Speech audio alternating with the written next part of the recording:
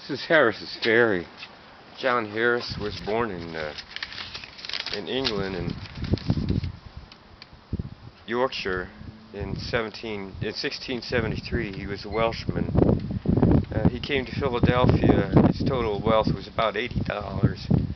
He made friends with the second mayor of Philadelphia, who was named Edward Shippen, and he eventually married Shippen's niece Esther. He received a trader's license to, quote, seat himself on the Susquehanna, unquote, and to erect such buildings as are necessary for his trade, and to enclose and improve such quantities of the land as he shall see fit. First he was a roving trader, but eventually he established a ferry. He got a license to run Harris's Ferry, and it was a funnel through which most of the Scottish, the Irish, and the German immigration trickled west into the interior of Pennsylvania, and he eventually ended up with 800 acres there and built an extensive plantation and farm system. But it was the ferry, it was his principal source of income for a long time.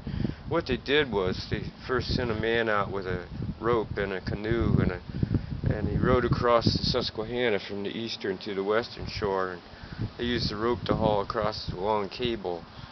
And then on the eastern shore they built this ferry boat and ran it through these holders that could help them to pull it across. And at first what they built was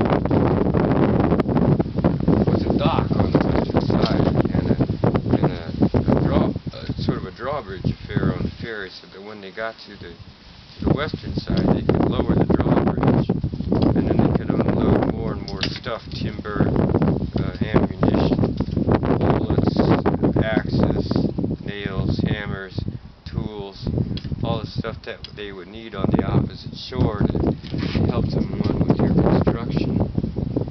And they started to bring across and so forth to haul their tools and their equipment and stuff, and then they'd load it on the other side, unload it on the other side of all the materials that they would need on the docks.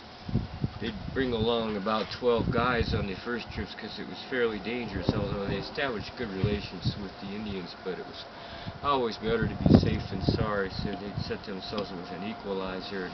A lot of armed men up here on the parapets just in case. They'd climb up the ladder, you know, to help them lower and raise and lower the docking drawbridge.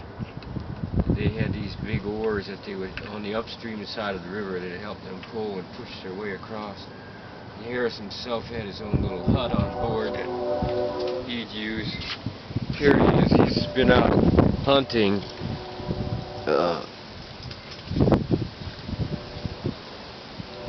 He's come back with a pheasant to help feed some of his guys.